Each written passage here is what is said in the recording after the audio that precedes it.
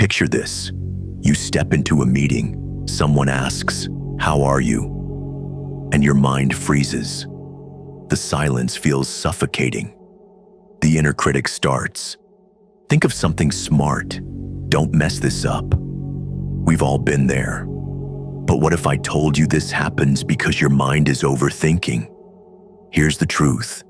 You don't have a nothing to say problem. You have a too much to filter problem. Your mind generates hundreds of responses, but there's a voice that shuts them down. That's too risky. They won't care.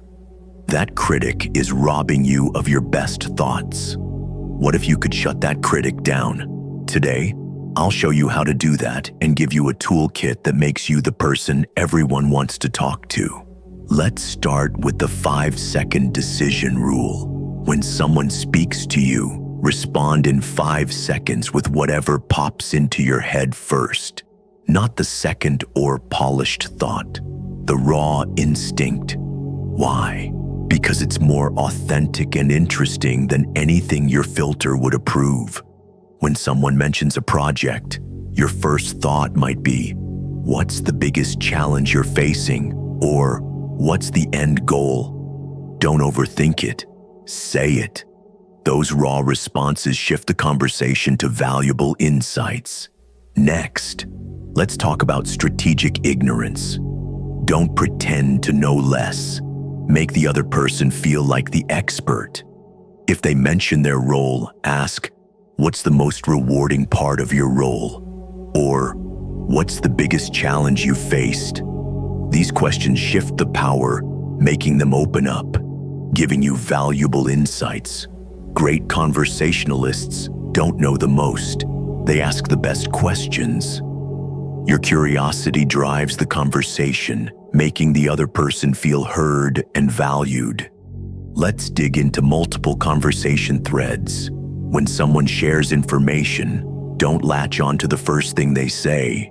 If a colleague mentions a new initiative, they might say, "There's resistance from other teams."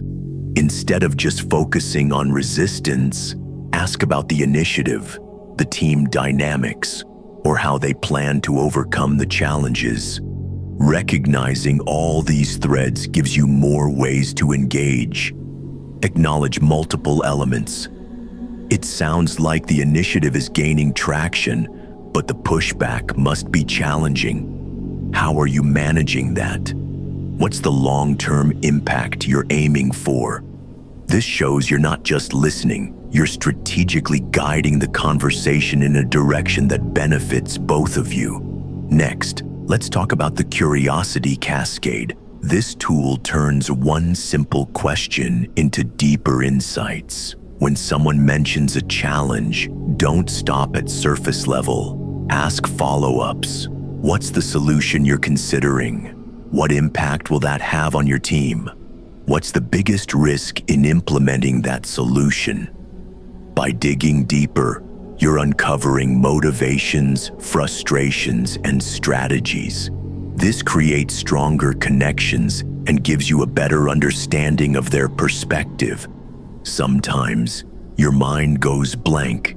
It happens. That's when you need your mental emergency kit. 5 lifeline questions to keep the conversation flowing. Environmental observation. I've noticed the energy in this room is different today. What's been the focus? Obvious twist. You seem like you have a strong perspective on process improvements. Care to share? What if scenario? If you could change one process to be more efficient, what would it be? Callback. I keep thinking about your comments on the upcoming product launch. How's the strategy evolving? Genuine compliment. You have a talent for staying composed under pressure. How do you do it? These aren't tricks.